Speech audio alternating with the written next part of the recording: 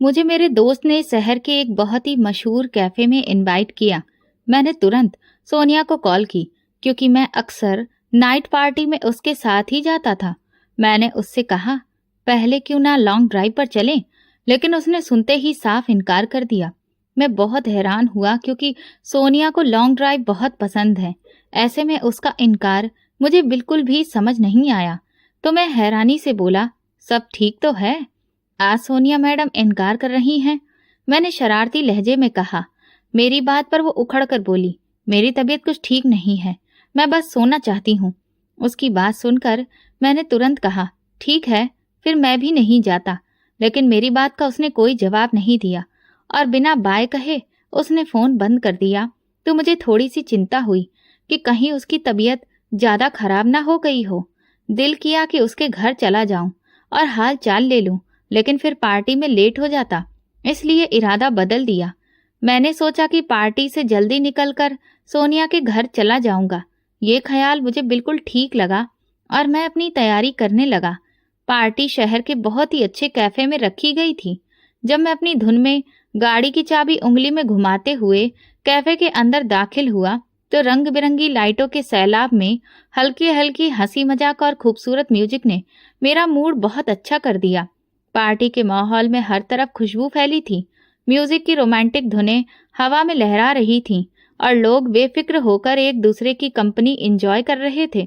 Night party मेरी जान थी। यही वजह थी कि मैं यहाँ आकर एकदम फ्रेश हो जाता था। मैं मुस्कुराते हुए बार काउंटर की तरफ जा ही रहा था कि अचानक मेरी नजर कोने में खड़ी हुई सोनिया पर पड़ी। मैं चौंक गया। एक पल को लगा कि शायद ये मेरी गलत फहमी है। भला सोनिया इस पार्टी में कैसे आ सकती है? वो तो बीमार थी। उसने तो मुझसे ठीक से बात भी नहीं की थी और सोने जाने का कहकर फोन बंद कर दिया था। वो यहाँ क्या कर रही है? मैं सोचते हुए अपने बालों में उंगलियां फेरने लगा और दोबारा उसकी तरफ देखा जहां वो खड़ी थी। वहां अब मुझे सोनिया के साथ समीर भी खड़ा दिखाई दिया। मेरे दिल की धड़कन तेज हो गई। वो समीर के साथ इतनी बेझिझक होकर बात कर रही थी कि मैं हैरान रह गया। इतनी खुश तो वो कभी मेरे साथ भी नजर नहीं आई थी जितनी समीर के साथ नजर आ रही थी। बात बात पर जोर जोर से हंस रही थी और ठहाका लगा रही थी। उन्हें इस तरह साथ देखकर मुझे बहुत तेज गुस्सा आने लगा। कुछ सेकंड पहले जो पार्टी की रंगीनियां मुझे अच्छी लग रही थीं, अब वे सब मेरी आंखों के सामने धुंधली पड़ गई थीं और ये सब सिर्फ सोनिया की वजह से हुआ था। मेरा मूड एकदम से ऑफ हो गया। मुझे समझ में नहीं आ रहा था कि अगर सोनिया को मेरे साथ दिक्कत थी और वो मेरे साथ नहीं जाना चाह रही थी तो साफ साफ बता देती। इस तरह मुझसे झूठ बोलने की क्या जरूरत थी? वो अच्छी तरह से जानती थी कि मुझे सबसे ज्यादा नफरत झूठ से है। मैंने हमेशा सोनिया को ये बात समझाई थी कि सच बोलकर चाहे जितना मेरा नुकसान कर देना, मगर मुझसे कभी झूठ मत बोलना। लेकिन इसके बावजूद उसने मेरा भरोसा तोड़ा था। मैं इस बात से बहुत बेचैन था कि इतनी सी बात पर उसने मुझसे झूठ क्यों बोला। ये सवाल बार बार मेरे दिमाग में गूंजने लगा।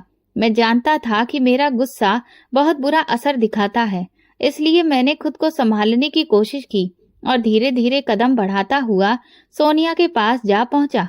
मैं खामोशी से उसके पीछे जाकर खड़ा हो गया, लेकिन इतनी कोशिशों के बावजूद मैं अपने गुस्से को कंट्रोल नहीं कर पा रहा था। अचानक सोनिया ने नाक सिकोड़ते हुए समीर से कहा, ये खास खुशबू तो अरहान इस्तेमाल करता है। और फिर वो इधर उधर देखने लगी। जैसे ही वो पलटी तो मुझे देखकर थोड़ा सा परेशान हो गई। उसकी आंखों में हैरानी और परेशानी साफ दिख रही थी, लेकिन फिर जल्दी ही उसने चेहरे के एक्सप्रेशन बदल लिए और खुद को रिलैक्स दिखाने की कोशिश की। तुम? सोनिया ने हैरानी से पूछा। मैंने कंधे उचकाते हुए कहा, क्यों? मुझे यहाँ आने से किसी ने मना किया है क्या? लेकिन तुम तो कह रहे थे कि लॉन्ग ड्राइव पर चलना है। हाँ, वो मैंने तुम्हारे साथ प्लान किया था, लेकिन तुम्हारी तो तबीयत खराब थी और तुम्हें जल्दी सोना था, इसीलिए मैंने प्लान कैंसिल कर दिया और यहाँ आ गया। वो मेरी बात सुनकर नजरें चुराने लगी। तुम तो बता रही थी कि तुम्हारी तबीयत बहुत खराब है, तुम्हें तो इस वक्त अपने बिस्तर पर होना चाहिए था, मगर तुम तो समीर के साथ यहाँ पर गुलछर्रे उड़ा रही हो। गुलछर्रे उड़ाने के लिए तुम्हारी तबीयत बिल्कुल ठीक हो गई थी, है ना? मैंने अपने शब्दों को चबाते हुए कहा। उसके चेहरे का रंग उड़ गया और वो एकदम गुस्से में आ गई। तुम किस तरीके से मुझसे बात कर रहे हो? What nonsense. अरे वाह, अब तो अजब जमाना आ गया है, उल्टा चोर कोतवाल को डांटे। मैं उसके गुस्से भरे लहजे से बिखर गया। इतने में समीर हमारे बीच आ गया और बोला, क्या हो गया है गाइस, तुम दोनों आराम से भी तो बात कर सकते हो। मगर मैं गुस्से से उसकी तरफ पलटा और उसकी आंखों में आंखें डालकर बहुत तैश में बोला, बेहतर होगा कि तुम हमारे बीच से निकल जाओ, वरना वरना क्या मतलब है? तू मुझे धमकी दे रहा है? वो आंखें निकालते हुए बोला। मैंने भी उसी अंदाज में जवाब दिया, हाँ, यही समझ लो। इससे पहले कि समीर और कोई गलत बात करता या फिर हम एक दूसरे का गिरेबान पकड़ लेते, सोनिया ने मुझे पीछे करते हुए गुस्से में कहा, अरहान, अपनी लिमिट क्रॉस मत करो। मैं हैरान रह गया। वो मुझे समीर के सामने तमीज सिखा रही थी। मैं उसकी इस बात पर भी उखड़ गया। कौन सी लिमिट क्रॉस कर दी है मैंने? कुछ साफ साफ बताना पसंद करोगी? इसे लिमिट क्रॉस करना नहीं कहते तो फिर क्या कहते हैं? जिस बदतमीजी से तुमने मुझसे कहा कि मैं समीर के साथ गुलछर्रे उड़ाने आई हूँ, तुम्हें यह कहने का अधिकार किसने दिया है? मेरे और तुम्हारे बीच सिर्फ दोस्ती है, हमारी कोई शादी नहीं हो गई है कि तुम मेरे पति हो और मुझ पर इस तरह का अधिकार जताओ।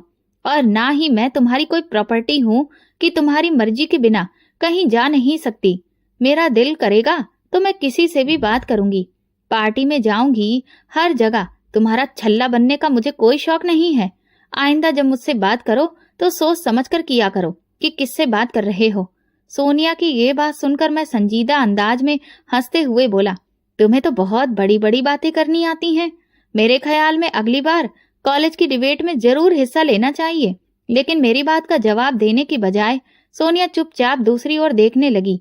इतने में समीर ने सोनिया से कहा, क्यों ना हम रूफ पर चलें, वहां अच्छी हवा चल रही है। लेकिन सोनिया ने तुरंत मना कर दिया, नहीं, मैं यहीं ठीक हूँ। समीर कंधे उचकाकर वहां से चला गया। न जाने क्यों सोनिया का उसका इनकार करना मुझे बहुत अच्छा लगा। मेरे दिल में जो उसके लिए गुस्सा था वो अचानक खत्म हो गया। मैं उसे फिर मनाने की कोशिश करने लगा, लेकिन वो मुंह फुलाए नाराज खड़ी रही। मैंने उसे समझाते हुए कहा, मैं भी तुम्हें अपनी दोस्त की तरह ही समझता हूँ, इसीलिए तुम्हारी फिक्र करता हूँ। तुम जानती हो कि मेरे दिल में तुम्हारे लिए क्या क्या एहसास और जज्बात हैं। फिर भी तुम मुझे परेशान करती हो। अगर तुम्हें पार्टी में आना ही था तो मुझसे झूठ बोलकर, धोखा देकर आने की क्या जरूरत थी? सोनिया की आंखों में शोले भड़क उठे। क्या फिजूल बातें कर रहे हो अरहान? मैं तुम्हें क्यों धोखा दूंगी? मेरा बस मूड बन गया तो चली आई। मैंने एक पल रुक कर कहा, तो फिर तुम मुझे भी साथ चलने के लिए कह सकती थी, लेकिन तुम तो समीर के साथ आई थी। ये बात मुझे अच्छी नहीं लगी। क्यों? इसमें क्या बुरा लगने वाली बात है? वो और ज्यादा गंभीर होते हुए बोली, ये मेरी जिंदगी है, इसे जैसे चाहूं जीऊंगी। न जाने क्यों उसकी आंखों में एक अजीब सी बगावत नजर आई और मैं चुप हो गया, क्योंकि मैं उसे खोना नहीं चाहता था। लेकिन ये भी सच था कि मैं उसे किसी और के साथ नहीं देख सकता था। सोनिया ने गहरी सांस ली और बोली, देखो अरहान, एक बात गांठ बांध लो, आइंदा जब मुझसे कोई बात करना तो सोच समझ कर करना। उसकी बात सुनकर मैं अपना आपा फिर से खोने लगा। अगर तुम चाहती हो कि मैं सोच समझकर बात करूं, तो तुम भी अपने दोस्तों का चुनाव ठीक से करो। ये शहरी टाइप लड़कों के साथ हंसी मजाक बात करना, इन सब से बचो। अच्छा, अब तुम मुझे बताओगे कि मुझे किससे बात करनी है और किससे नहीं? वो गुस्से से बोली, ये तुम्हारी बहुत बड़ी भूल है अरहान। ये कहकर उसने टेबल से अपना पर्स उठाया और आगे बढ़ गई। मुझे लगा जैसे मेरी जान निकल गई हो। मैं समझ चुका था कि अब हमारे बीच बात बहुत ज्यादा बढ़ चुकी है। हालांकि इसमें गलती उसी की थी, लेकिन वो मानने को तैयार ही नहीं थी। मेरा गुस्सा और बढ़ने लगा। मैं तुरंत उसके पीछे भागा और उसे रोकने की कोशिश की। कहाँ जा रही हो? अब आ ही गई हो तो पार्टी एंजॉय करके ही चलते हैं। लेकिन वो मेरी बात अनसुनी करती हुई बाहर निकल गई। उस वक्त मुझे एहसास हुआ कि शायद मैं कुछ ज्यादा ही आगे बढ़ गया था। मैं जानता था कि वो मुझसे नाराज होकर जा रही है, इसीलिए मैं फिर उसके पीछे लपका और बोला, सोनिया, क्या दिक्कत है तुम्हारी? वो पलटी और शेरनी की तरह गरजी, अरहान, क्या दिक्कत है तुम्हारी? मैं मुस्कुराकर उसकी आंखों में देखने लगा और कहा, मेरी दिक्कत तुम हो। चलो आओ पार्टी में चलते हैं, मूड ठीक हो जाएगा, फिर घर चली जाना। तो वो बोली, नहीं, अब मेरा पार्टी अटेंड करने का मन नहीं है। वैसे भी मेरे सिर में बहुत दर्द है, मुझे घर जाना है। मैंने कहा, अच्छा चलो, थोड़ी देर यहीं बाहर टहल लेते हैं, अच्छी हवा लगेगी तो मूड ठीक हो जाएगा। मेरी बात सुनकर उसकी आंखों में उलझन सी चमक उठी और वो धीरे से बोली, अरहान तुम समझ क्यों नहीं रहे? जब मैं कह रही हूँ कि मुझे घर जाना है तो बात खत्म। ये कहकर जैसे ही वो मेरे बगल से निकलने लगी, मैंने उसका हाथ पकड़ लिया। मेरे ऐसा करने पर वो गुस्से में बोली, छोड़ो मेरा हाथ। उसका ये तरीका मुझे बहुत बुरा लगा, फिर भी मैंने सोचकर कि वो परेशान है, उसका हाथ नहीं छोड़ा और मजाक में कहा, ये हाथ जो मैंने पकड़ा है ये छोड़ने के लिए नहीं पकड़ा। इस पर वो और ज्यादा गुस्सा हो गई और हाथ छुड़ाते हुए चिल्लाई, तुम पागल तो नहीं हो गए हो अरहान? किस भाषा में समझाऊं तुम्हें? कैसे समझाऊं कि मुझे अकेला छोड़ दो? भगवान के लिए मुझे अकेला छोड़ दो। मैंने उसे और ज्यादा परेशान करने के बारे में सोचकर कहा, अगर हिम्मत है तो अपना हाथ छुड़वा कर दिखाओ। उसके और मेरे बीच ये तकरार चल ही रही थी कि अचानक एक बूढ़ा आदमी अपनी चिल्लाती हुई आवाज में जोर से बोला, ए लड़के, ये क्या हो रहा है? उसकी आवाज पर मैं और सोनिया दोनों पलटकर देखने लगे। वो बूढ़ा, जिसकी आंखों में मेरे लिए गुस्सा और सख्ती थी, अपने दोनों हाथ कमर पर रखे हुए मेरी तरफ बढ़ रहा था। तूने बच्ची का हाथ क्यों पकड़ रखा है? लगता है तुम्हारे घर वालों ने तुम्हारी परवरिश ठीक से नहीं की है। शर्म आनी चाहिए तुम्हें। शरेआम दूसरों की बहू बेटियों का हाथ पकड़ते हो।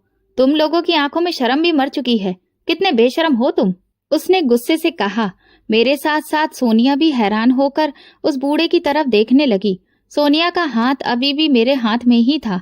इतनी ही देर में वो बूढ़ा हमारे पास पहुंच गया और आते ही उसने मुझ पर हुक्म चलाया, इस बच्ची का हाथ छोड़ दो। मैं कुछ बोलने ही वाला था, लेकिन उसने मेरे जवाब का इंतजार किए बिना ही अचानक मेरे गिरेबान को पकड़ लिया और मुझे जोरदार थप्पड़ जड़ दिया। सोनिया का हाथ मेरे हाथ से छूट गया और मेरा दूसरा हाथ अपने गाल पर चला गया। मैं इस कमजोर बूढ़े मरियल आदमी से इस तरह के जवाब की कोई उम्मीद नहीं रख रहा था कि वो यूं मुझ पर हाथ उठा देगा। मेरी हैरानी कम गुस्से में बदलने लगी, ये मुझे खुद भी पता नहीं चला। वो बूढ़ा सोनिया से मुखातिब होते हुए बोला, बेटी आप चली जाइए, जहां भी आपको जाना हो, और कोशिश कीजिए कि ऐसी जगह पर ना आया करें, और अगर आना भी हो तो साथ में अपने किसी घरवाले या फिर सहेली को लेकर आएं। इनके जैसे लुच्चे लफंगे किसी भी अकेली लड़की को देखकर अपने आपे से बाहर हो जाते हैं, और लड़कियों की इज्जत बहुत नाजुक होती है, तो अपना ख्याल आपको खुद ही रखना चाहिए। सोनिया का चेहरा गुस्से और शर्मिंदगी से लाल हो रहा था। वो कुछ कदम पीछे हटी और फिर मुझे नजरअंदाज करते हुए पार्किंग एरिया की तरफ बढ़ गई, जबकि वो बूढ़ा वहीं खड़ा था। लेकिन मैं तो जैसे पत्थर की तरह अपनी जगह पर खड़ा का खड़ा रह गया। उस हादसे ने मेरे दिमाग को बिल्कुल सुन्न कर दिया था। बूढ़े के थप्पड़ ने मेरे दिल में उतरकर बदले की चिंगारी भड़का दी थी। वो बूढ़ा वहां से जाने लगा तो मैंने गुस्से से कहा, तुम्हें ये थप्पड़ बहुत महंगा पड़ेगा। तो उस आदमी ने मेरी तरफ देखा और फिर धीरे से मुझसे कहा, मैं तुमसे नहीं डरता। यकीनन तुम किसी बहुत ही अमीर बाप के बेटे हो, लेकिन मेरा भगवान तुमसे बड़ा है, और ये मेरे ईमान की ही पहचान है कि एक बुराई जो सरेआम हो रही है उसे मैं किसी भी तरह से रोक सकूं। ये कहकर वो तो चला गया, लेकिन अब मेरे अंदर गुरूर और गैरत को संतुष्ट करने का एक ही तरीका था कि उसका जवाब दिया जाए। मैं अपनी गाड़ी में बैठा और तेज रफ्तार से वहां से निकल आया। सड़क पर गाड़ी चलाते हुए मेरे मन में बस यही सवाल घूम रहा था, आखिर वो बुढ़ा कौन था? उसे ये हक किसने दिया कि वो मुझे रोककर मेरी जिंदगी में दखल अंदाजी करे? मैं इस बात को किसी भी हालत में बर्दाश्त नहीं कर सकता था कि कोई अजनबी मेरी इज्जत के साथ खेलकर चला जाए। मैं बेमकसद गाड़ी सड़कों पर घुमाता रहा और फिर जब बहुत थक गया तो घर का रास्ता पकड़ लिया। लेकिन मैं जानता था कि इस वक्त हमारे घर में कोई भी नहीं होगा, जबकि मुझे एक ऐसे साथी की जरूरत थी जिससे मैं अपना दुख बांट सकता। फिर भी एक झूठी सी उम्मीद पर मैंने घर के सारे कमरों में झांका। हर तरफ सन्नाटा पसरा था। मेरे दिमाग में पहले सन्नाटे की तरह मेरे मन में उन तमाम लम्हों की तस्वीरें चलने लगी जब मैं छोटा था और स्कूल में पहली बार एक बड़ा इनाम जीता था। तब भी मेरे मम्मी पापा वहां नहीं थे, तब भी मैंने अकेले ही वो खुशी का जश्न मनाया था। ऐसे लम्हे मेरी जिंदगी में बहुत थे, मगर आज के हादसे ने उन सबका दर्द फिर से ताजा कर दिया था। मेरे माँ बाप रात के इस शोर में भी घर पर नहीं थे। ये कोई नई बात नहीं थी। ऐसा अक्सर होता था कि वो अपने कामों में इतने व्यस्त हो जाते थे कि उन्हें अपने ही बेटे की हालत का कोई एहसास नहीं होता था। मेरी माँ एक मशहूर सामाजिक कार्यकर्ता थी। उनके दिन का ज्यादातर हिस्सा जरूरतमंद लोगों की मुश्किलों को हल करने और उनके लिए सुविधाएं मुहैया कराने में गुजरता था। अक्सर उन्होंने मुझे बताया था कि उनकी जिंदगी का मकसद दूसरों की मदद करना है। ये बात सुनकर मुझे कभी कभी गर्व भी होता था, लेकिन अक्सर मेरे दिल में एक छोटा सा दर्द भी पैदा होता था कि उनके पास मेरे लिए वक्त ही नहीं है। मेरे पापा भी कुछ कम नहीं थे। वो एक एनजीओ चलाते थे और उनका मानना था कि इस दुनिया में बदलाव लाने के लिए जरूरी है कि हम अपनी बनाई हुई सीमाओं से बाहर निकलें और जरूरतमंद लोगों के लिए कुछ करें। मगर वो बातें अक्सर सिर्फ बातें ही रह जाती। जब उनकी मौजूदगी और मोहब्बत की सबसे ज्यादा जरूरत मुझे होती थी, तब वे कहीं भी नहीं होते थे। उन दोनों की अपनी अपनी दुनिया थी और दोनों ही अपनी इस दुनिया में खुश थे, और इस बात से कोई फर्क नहीं पड़ता था कि घर में उनकी एक औलाद इमोशनल तौर पर टूट रही है और उसे किसी सहारे की जरूरत है।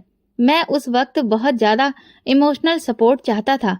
मैं सोनिया से बहुत प्यार करता था, लेकिन कुछ समय से मैंने ये बात नोट की थी कि सोनिया मुझसे पीछा छुड़ाने की कोशिश कर रही थी।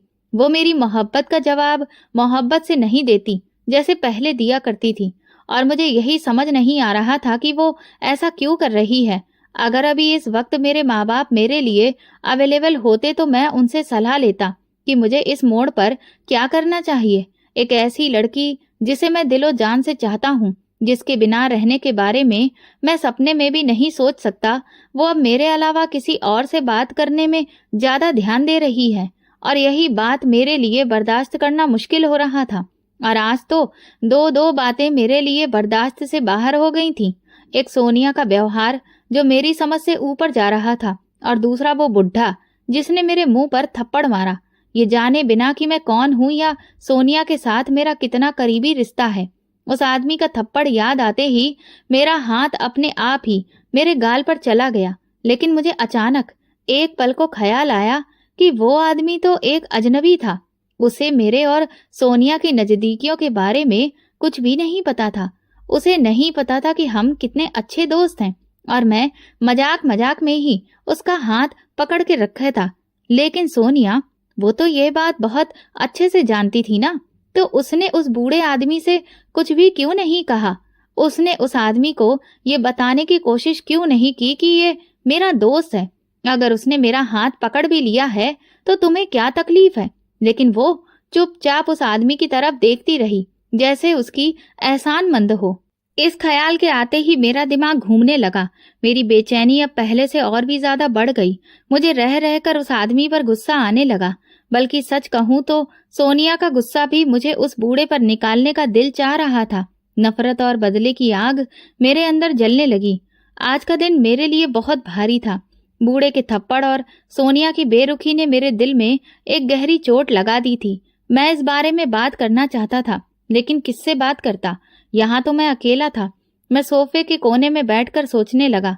मेरी आंखों में आंसू आ गए, लेकिन फिर बदले की आग मेरे अंदर रोशन हो गई। मैं अपने दिल की बेचैनी को कम करने के लिए कमरे में टहलने लगा।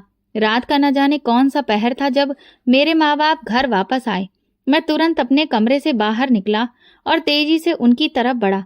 वे मुझे देखकर हैरान होकर बोले कि मैं अब तक क्यों जाग रहा हूँ और सोया क्यों नहीं। मैंने हिम्मत जुटाकर अपनी माँ से कहा, माँ, मुझे आपसे कुछ बात करनी है। माँ ने मेरी बात सुनकर मुझे थकी थकी नजरों से देखा। बेटा, अभी नहीं, मैं बहुत थकी हुई हूँ, कल बात करेंगे। और ये कहकर वो अपने कमरे में चली गईं। मेरे पापा भी मेरी तरफ देखकर थके हुए लहजे में बोले, बेटा, कोई जरूरी बात है तो कल कर लेना, आज हम बहुत थके हुए हैं। और वे भी अपने कमरे में चले गए। मेरे दिल में दुख और गुस्से की लहरें दौड़ने लगी। मैंने सोचा कि शायद मेरे माँ बाप को इस बात से कोई फर्क ही नहीं पड़ता कि मैं कितना परेशान हूँ। शायद मैं उनकी जिंदगी में एक ऐसी चीज हूँ जिसकी जरूरत उन्हें कभी महसूस ही नहीं होती। लिहाजा मैंने खुद को तसल्ली देते हुए कहा कि अब मुझे खुद ही बड़ा हो जाना चाहिए। मैं कब तक उनके ऊपर निर्भर रहूंगा? मुझे अपने मामले में किसी से सलाह मशवरे की जरूरत नहीं है, बल्कि जो चीज मुझे तकलीफ देती है उनसे छुटकारा हासिल करना मुझे खुद ही सीखना होगा। इसलिए मैंने उस बूढ़े से बड़ा सा बदला लेने का पक्का इरादा कर लिया और दिल ही दिल में प्लानिंग करने लगा कि सबसे पहले उस आदमी के बारे में जानना चाहिए कि वो कौन है और कहाँ रहता है। मैंने अपने कुछ काबिल और भरोसेमंद दोस्तों को कॉल किया और इस पूरे वाक्य के बारे में बताया। सबने मेरी बात ध्यान से सुनी और फिर कुछ नहीं तो यही राय दी कि इस मामले को यहीं पर छोड़ दो। लेकिन मेरा गुस्सा था कि रुकने का नाम ही नहीं ले रहा था। मुझे हर हालत में कैसे भी करके बदला लेना ही था। मैं रातों को सो नहीं पा रहा था। उस बूढ़े का थप्पड़ मेरे चेहरे पर छप गया था। ये थप्पड़ सिर्फ मेरे चेहरे पर नहीं बल्कि मेरी इज्जत के ऊपर भी पड़ा था। इसलिए एक दिन मैंने बिना सोचे समझे ही संजय को कॉल कर दिया। वो 2-3 बार जेल जा चुका था और अपराध का रिकॉर्ड भी रखता था। उससे मुलाकात एक नाइट पार्टी में हुई थी। बंदा मुझे काफी दमदार लगा तो मैंने उससे हाय हेलो रख ली थी। आज वही हाय हेलो मेरे काम आ गई। मेरे जिगरी दोस्त जो मुझे बदला लेने के इरादे से दूर रहने की सलाह दे रहे थे, वहीं पर जब मैंने संजय से इस बारे में बात की तो उसने मुझे हिम्मत देते हुए कहा, ये तो कोई बड़ी बात नहीं है। अगर आप अपने दिल की भड़ास निकालना चाहते हैं तो जरूर निकालो। मैं इस मामले में पूरी तरह से आपके साथ हूँ। उसका बस ये कहना ही मेरे लिए काफी था, क्योंकि ये बात मेरे मन में बैठ चुकी थी कि जब तक मैं बदला नहीं ले लेता मुझे चैन नहीं मिलने वाला। और इस जज्बे को और ज्यादा भड़काने में संजय ने मेरा पूरा साथ दिया। मैं दिन की रोशनी में संजय को उस कैफेटेरिया के पास लेकर गया और फिर उसे सारी बात पॉइंट टू पॉइंट बताई। संजय ने मेरी बात ध्यान से सुनी और फिर बड़े ही बेफिक्र अंदाज में बोला, आप उससे बदला लेना चाहते हो, लेकिन कैसा बदला?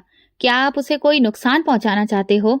मैंने ठंडे लहजे में जवाब दिया, अभी मैं इस बारे में कुछ कह नहीं सकता हूँ, लेकिन इतना जरूर है कि मैं उसे ऐसा सबक सिखाना चाहता हूँ कि वो सारी जिंदगी याद रखे। संजय ने मेरे कंधे पर हाथ रखते हुए वादा किया, मैं आपके साथ हूँ। जहाँ आप कहोगे मैं आपकी मदद के लिए मौजूद रहूंगा।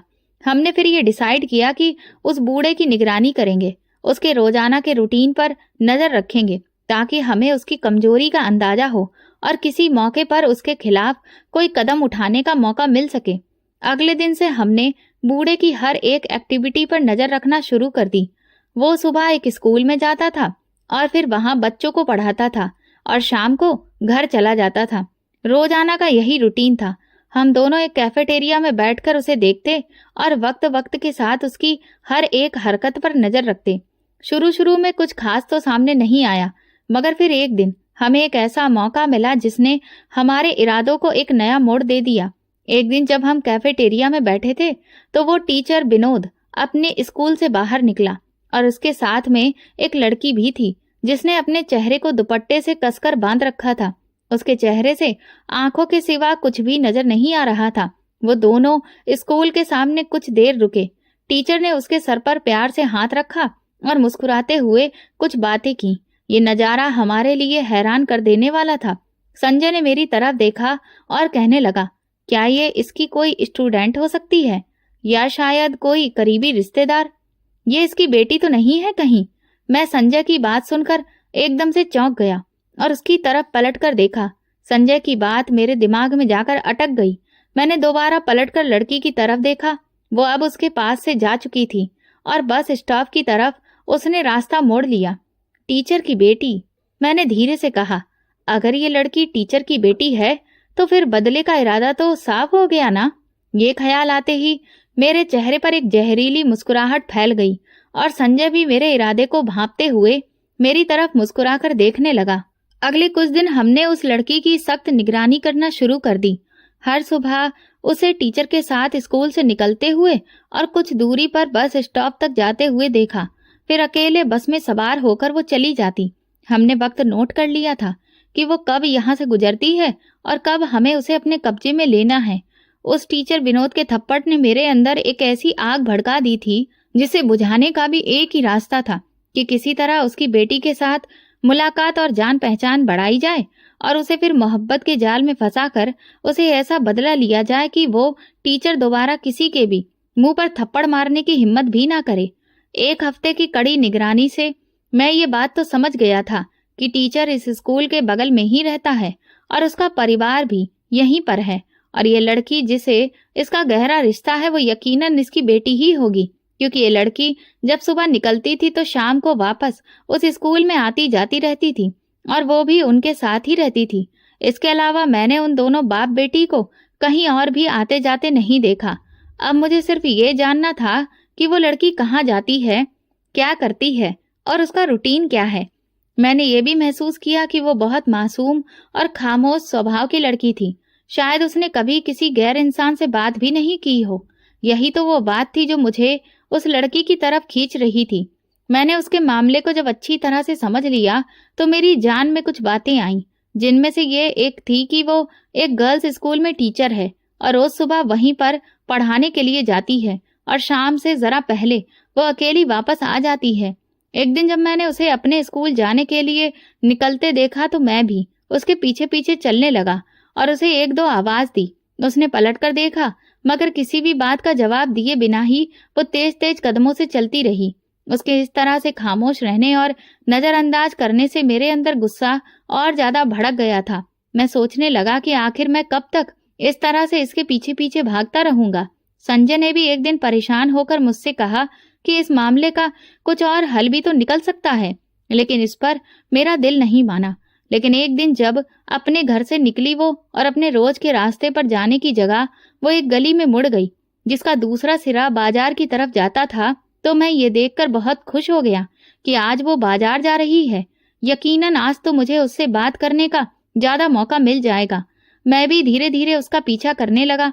मेरे देखते ही देखते वो एक कॉस्मेटिक की दुकान के अंदर चली गई, तो मैं दुकान से बाहर ही लगकर खड़ा हो गया और उसके बाहर आने का इंतजार करने लगा। जब वो कुछ जरूरी चीज लेकर दुकान से बाहर निकली तो मैंने मौका देखकर उसके सामने जाकर कहा, हेलो, मैं आपसे कुछ बात करना चाहता हूँ। वो एकदम से सहम गई और नजर झुकाकर जल्दी से आगे बढ़ने लगी। मैंने कहा, देखिए, डरिए मत, मैं आपको कोई नुकसान नहीं पहुंचाना चाहता, बस आपसे दोस्ती करना चाहता हूँ। मेरी बातों का उस पर कोई भी असर नहीं हुआ।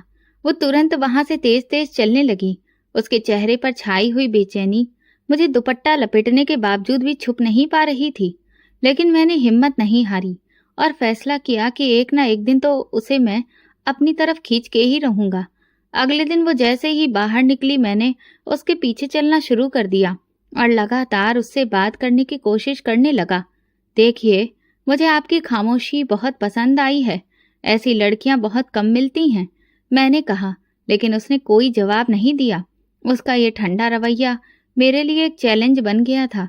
मैं हर रोज उसके रास्ते में आकर खड़ा हो जाता, यहाँ तक कि मैं उसके साथ बस स्टॉप पर भी जाकर खड़ा हो जाता, मगर वो मुझे लगातार इग्नोर करती। जाने क्यों मुझे सोनिया का ख्याल भी आता था। सोनिया भी तो मुझे ऐसे ही इग्नोर कर रही थी। सोनिया का ख्याल आते ही मेरे दिल में एक टीस सी उठती थी। लेकिन मैं अब इस रोज रोज के पीछा करने से बहुत थक चुका था। वो किसी भी हालत में कोई भी रिएक्शन देने को तैयार नहीं थी। मुझे वैसा लगने लगा जैसे मैं किसी दीवार के ऊपर अपना सिर मार रहा हूँ और अपना वक्त बर्बाद कर रहा हूँ। लेकिन हाँ, बस उसकी आंखों से पता चलता था कि वो अंदर ही अंदर से बेचैन है।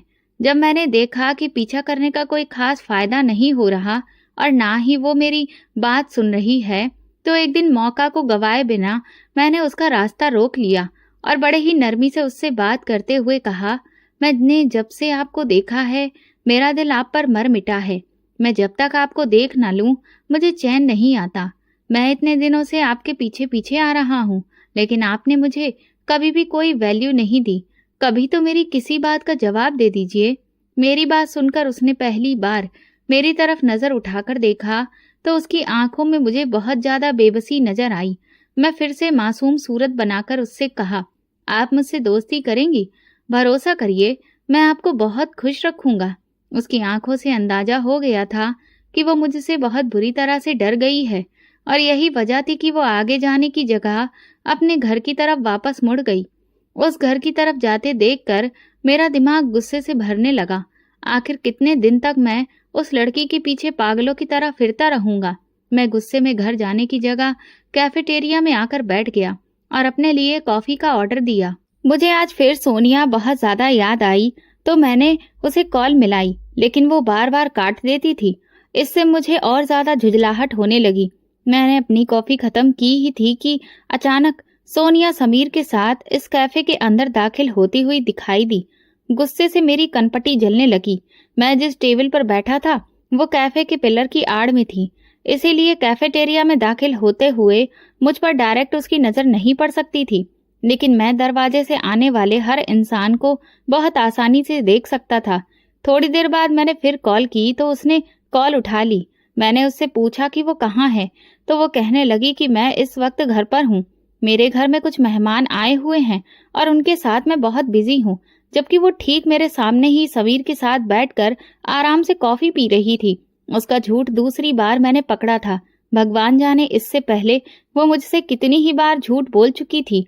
ये ख्याल आते ही मेरा दिल उसकी तरफ से बहुत ज्यादा खट्टा हो गया और मैं अपनी जगह से उठा और सीधा उसकी टेबल पर चला गया। कुर्सी घसीटकर ठीक उसके पास जा बैठा। वो मुझे देखकर परेशान हो गई, जबकि समीर के चेहरे पर एक अजीब सी हैरानी उभर आई। मैंने वेटर को बुलवाया और कहा, आज की कॉफी मेरी तरफ से। मैं जानता था कि सोनिया को कौन सी कॉफी पसंद है, इसलिए मैंने उसका ऑर्डर दिया और खामोशी से उठकर खड़ा हो गया, क्योंकि आज मैंने सोनिया को अपनी मोहब्बत से आजाद कर दिया था। मैं अपनी मोहब्बत को आए दिन एक नए चेहरे के साथ नहीं देख सकता था। इससे पहले भी वो कई लड़कों के साथ घूमती फिरती थी। मुझे लगा कि शायद मेरी मोहब्बत उसे बदल देगी और वो मेरी हो जाएगी, लेकिन ऐसा नहीं हो सका। इसलिए बजाय उसे बुरा भला कहने के या फिर दोबारा तमाशा करने से मुझे ये बेहतर लगा कि मैं खुद ही उसकी जिंदगी से निकल जाऊं। इसलिए मैंने उसे गुड लक कहा और तेज कदमों से अपनी गाड़ी में आकर बैठ गया। ये मोहब्बत भी कितनी बेकार चीज है, इंसान को किसी काबिल नहीं छोड़ती। मैंने दुख से सोचा, मैं मोहब्बत तो छोड़ सकता हूँ लेकिन बदला नहीं। स्कूल के सामने खड़े उस बूढ़े को देखकर मेरे अंदर फिर से आग सुलगने लगी, तो मैंने तुरंत संजय को कॉल मिलाया और उससे कहा, मैं जिस इरादे पर काम कर रहा था अब वो मुझे कामयाब होता हुआ दिखाई नहीं दे रहा है। लिहाजा अब मैं एक और प्लान पर काम करना चाहता हूँ। क्या तू इस सिलसिले में मेरी मदद करेगा? तो संजय ने हाँ बोल दिया, क्योंकि अब मुझे इतना समझ आ गया था कि ये लड़की उसी आदमी की बेटी ही थी जो मेरे मोहब्बत के जाल में तो फंस नहीं रही थी, बल्कि उल्टा अब तो ऐसा हो रहा था कि बस स्टॉप तक उसके साथ उसका कोई ना कोई भाई या फिर वो बूढ़ा खुद जाता था, और वापसी पर भी जब वो बस स्टॉप पर उतरती तो उनके घर का कोई ना कोई उसे लेने के लिए आया होता था। यकीनन उसने अपने घर में कोई ना कोई ऐसी बात जरूर की थी जिसकी वजह से अब कोई ना कोई उसके साथ आने जाने लगा था। मैं भी उसका पीछा करते करते थक गया था, क्योंकि सोनिया की मोहब्बत में भी मैं इसी तरह से दौड़ता रहा था। इसलिए मैंने संजय से कहा, अब मैं इस लड़की को अगवा करना चाहता हूँ, और ये कैसे करना है इसका प्लान तू बना, क्योंकि मेरा दिमाग अब काम नहीं कर रहा है। तो उसने मेरे कंधे पर हाथ रखकर कहा, आप बिल्कुल भी फिक्र ना करें, आप सब कुछ मुझ पर छोड़ दीजिए, बस इतना बता दीजिए कि उसे लेकर कहाँ पर आना है। तो मैंने उसे अपने फ्लैट की लोकेशन समझाई और कहा, किसी भी तरह से लड़की वहां पहुंच जानी चाहिए। उसने कहा, ठीक है, आपका काम हो जाएगा। अगले दिन वो जैसे ही स्कूल से निकली और बस स्टॉप की तरफ बढ़ने लगी, मैंने संजय को इशारा किया। हमने उसका पीछा किया और जैसे ही वो अकेली हुई, मैं पीछे से जाकर उसके मुंह पर हाथ रख दिया और संजय ने उसे मजबूती से पकड़कर गाड़ी की पिछली सीट पर फेंका। ये कुछ सेकंड की ही कार्रवाई थी, लेकिन उस बूढ़े की नजर में आ गई। वो तुरंत गाड़ी की तरफ लपका, लेकिन इस दौरान मैंने गाड़ी स्टार्ट कर दी और तेजी से आगे बढ़ा दी। हम दोनों ने मास्क पहने हुए थे, इसलिए उस आदमी का हमें पहचान पाना तो सवाल ही नहीं था। इसलिए हम उसकी तरफ से बेफिक्र थे। मैं उस लड़की को बेहोशी की हालत में फ्लैट के अंदर लेकर आया। संजय जा चुका था और अब फ्लैट में मैं और वो लड़की बिल्कुल अकेले थे। वो आधी बेहोशी की हालत में बेड पर लेटी हुई थी, लेकिन भगवान जाने कि मैं अब तक उसके करीब क्यों नहीं जा पा रहा था। मैं उसके होश में आने का इंतजार करने लगा। थोड़ी देर गुजरी कि धीरे धीरे उसके शरीर में हरकत होने लगी, तो मैं अलर्ट हो गया। वो धीरे धीरे होश में आ रही थी। मैं तुरंत पानी लेने किचन में गया और जैसे ही कमरे में वापस आया तो मेरे कदम जैसे किसी ने जकड़ लिए। मैंने आज तक इतनी खूबसूरत लड़की कहीं नहीं देखी थी। उसके चेहरे से उसका दुपट्टा हट चुका था और वो बहुत तेज तेज सांस ले रही थी। उसकी हिरनी जैसी आंखों में डर था और वो अपने दाएं बाएं नजरें घुमाकर ये जानने की कोशिश कर रही थी कि वो कहाँ है। वो बार बार अपना सिर पकड़ लेती थी। यकीनन इस वक्त उसका सर घूम रहा था। मैं दरवाजे के पास खड़ा उसके खूबसूरत चेहरे के दीदार में इतना खो गया था कि मेरे खुद के होश काम करना ही छोड़ चुके थे। जैसे ही उसकी नजर मुझ पर पड़ी, वो एकदम से सिमट कर बैठ गई और रोने लगी। फिर उसने अपने दुपट्टे से अपने चेहरे को फिर से ढक लिया, तो मैंने तुरंत अपनी नजरें नीचे कर ली। पता नहीं क्यों उस वक्त मेरे दिल में ख्याल आया कि इस लड़की को मुझसे डरना नहीं चाहिए। ये ख्याल आते ही मैंने दोबारा उसके चेहरे की तरफ नहीं देखा। पानी लाकर बेड के पास टेबल पर रखा और खामोशी से कमरे से बाहर जाने लगा ताकि मेरे चले जाने पर वो थोड़ा रिलैक्स हो जाए।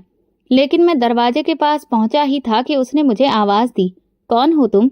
वही ना जो मेरा रास्ता रोज रोकते थे। तो मैं पलटकर उसकी तरफ देखा। उसने खुद को और अच्छे से दुपट्टे से लपेट लिया, लेकिन उसकी नीली आंखें जो डर से भरी थीं, अब आंसुओं से लबालब भर चुकी थीं।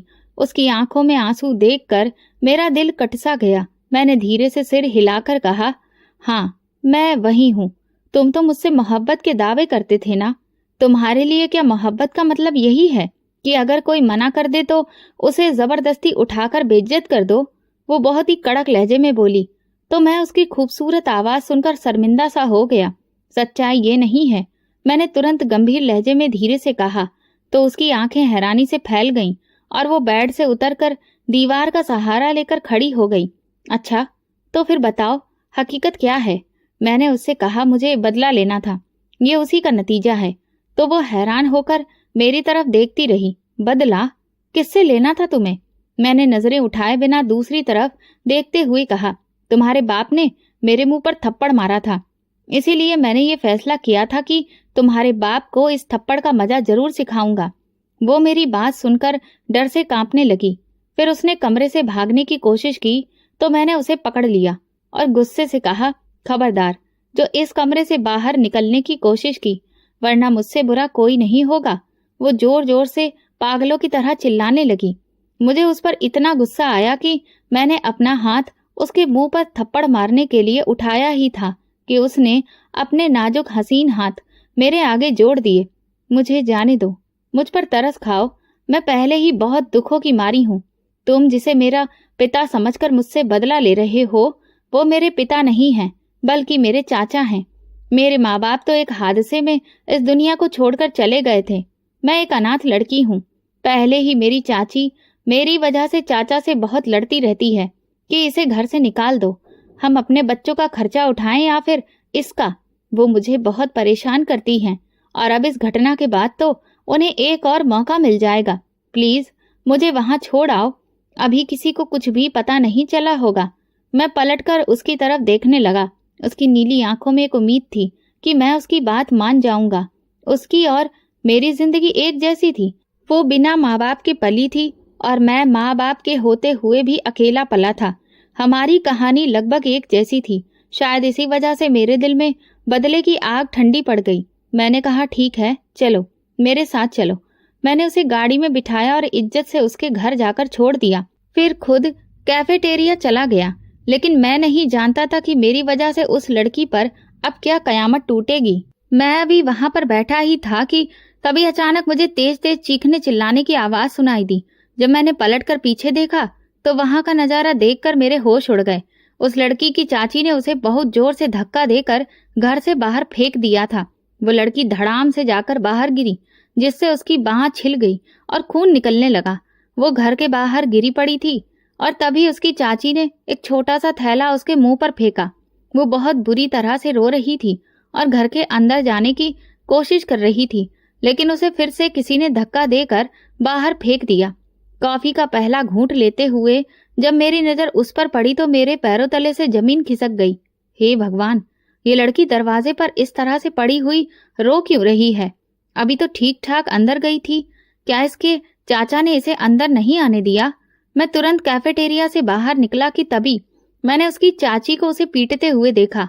वो चिल्ला चिल्ला कर उसे पीटते हुए कह रही थी, खबरदार जो मेरे घर में कदम रखने की कोशिश भी की और यहाँ आस पास भी नजर आई, जिसके साथ मुंह काला करके आई है, वापस उसी के पास चली जा।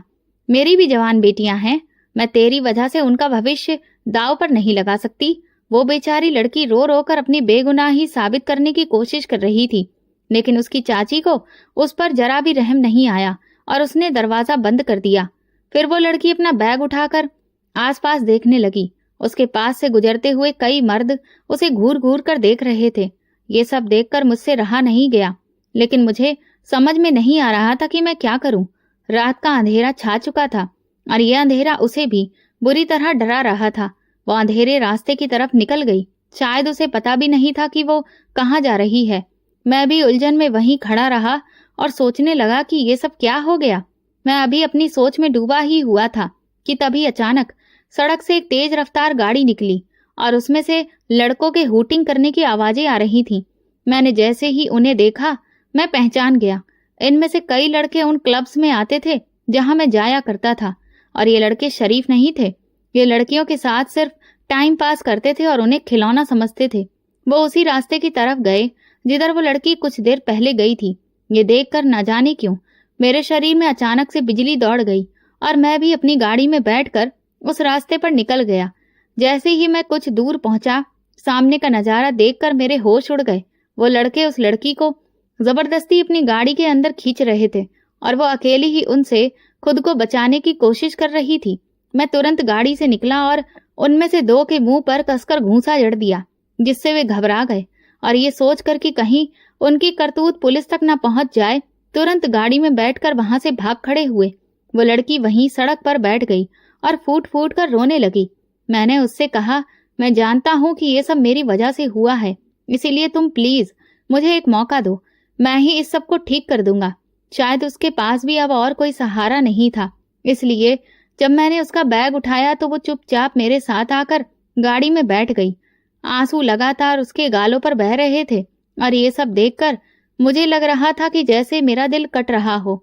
वो बेचारी बेगुनाह थी और सिर्फ मेरी वजह से बदनाम हो गई थी।